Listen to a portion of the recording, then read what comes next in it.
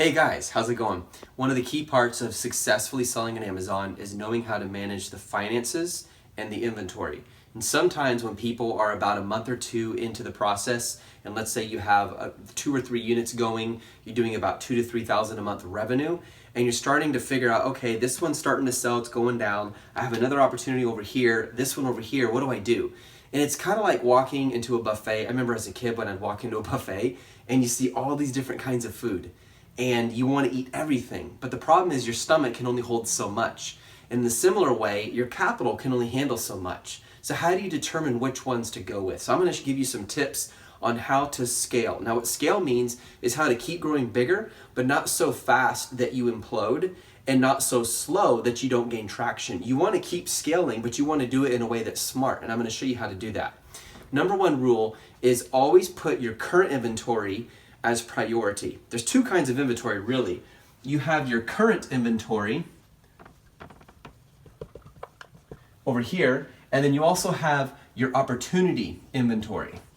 Now your current inventory, look at it sort of like a bucket, and this bucket is half full. This is Amazon's warehouse. Let's say you've sold a bunch, you're doing well, and as long as you are making a good profit, if you were anywhere from $4 profit, which is low, all the way up to 100 profit per sale, that's good. And as long as it's not a profit that's a pain in the butt where you have to constantly do returns, it's breaking, customers don't like it. There's just, some products are very difficult to sell or to deal with because there's all these complications following them. As long as it's not one of those, it's a simple, clean, clear product and it's making you money, just keep that going.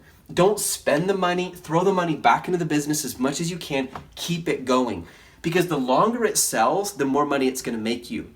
And as long as you don't run out of inventory, your BSR should continue to be strong unless a competitor comes in and takes you out, takes all those sales, which I can show you in another video how to prevent that.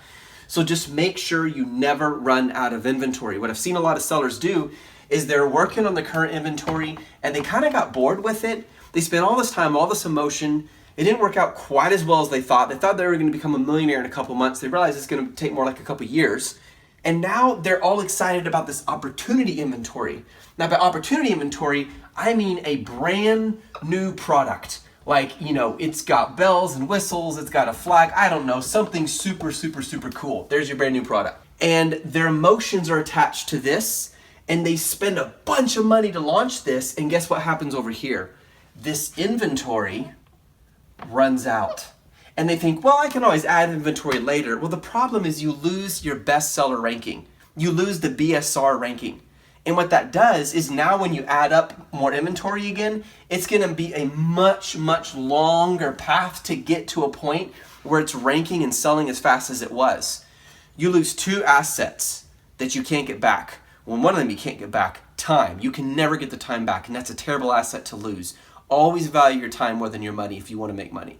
But second, you lose money, and therefore it's going to take a while to get that money back. So never sacrifice current inventory for the sake of opportunity inventory, that new gadget or gizmo that you know is going to sell well.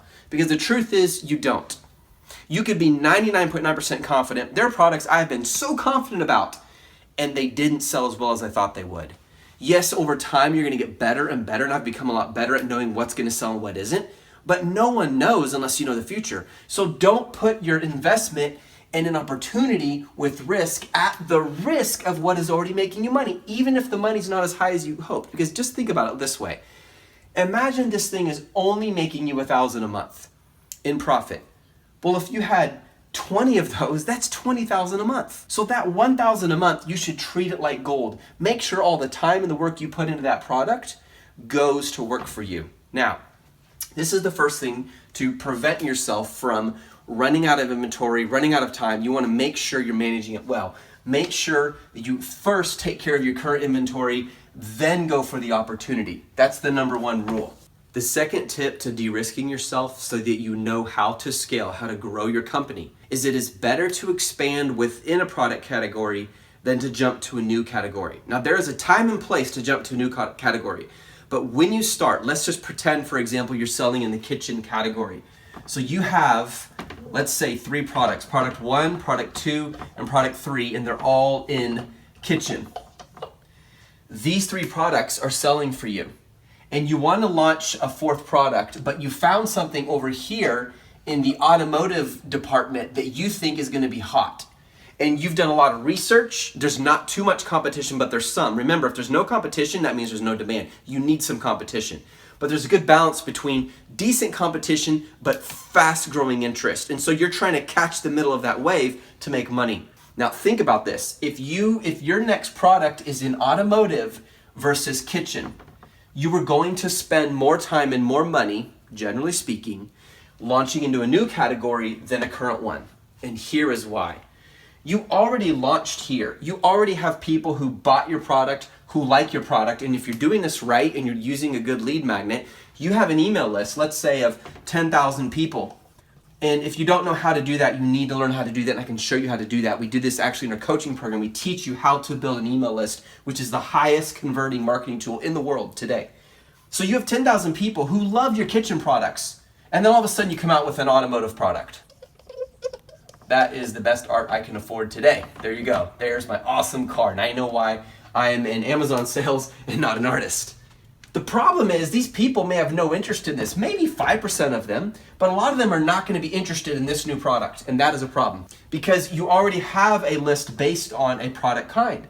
Therefore, it's like starting over another sub company. You're going to have to find new buyers, new reviewers, a new strategy for your ad campaigns, because if you notice that every ad campaign acts differently for different product categories, for example, if you are selling in certain clothing categories, you don't get the sponsored products at the top, you get them at the bottom. In certain kitchen categories, you might get them all at the top, but not the side. That affects your strategy. There's a learning curve there. So it is better to master a category, and then when you are doing well, you have capital to play with. You have a little more power to take risks. Then you launch into a new category. Second reason this is so important that you launch from here as much as you can first is even if you get bored with it, you're here to make money. Be smart, do what it takes to make money. But the second reason this is important is this is the year where Amazon has become extremely intense about helping Amazon sellers protect their brand.